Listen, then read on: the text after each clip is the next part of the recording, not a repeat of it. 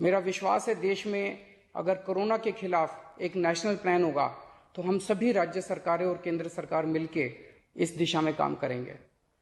Sir, corona की वजह से दिवंगत आत्माओं को शांति मिले। हाँ जी सर।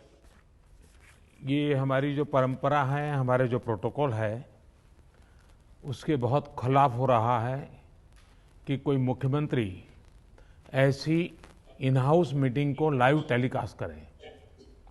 ये उचित नहीं है। ये हमने हमेशा संयम पालन करना चाहिए। ठीक है सर, इसका ध्यान रखेंगे आगे से।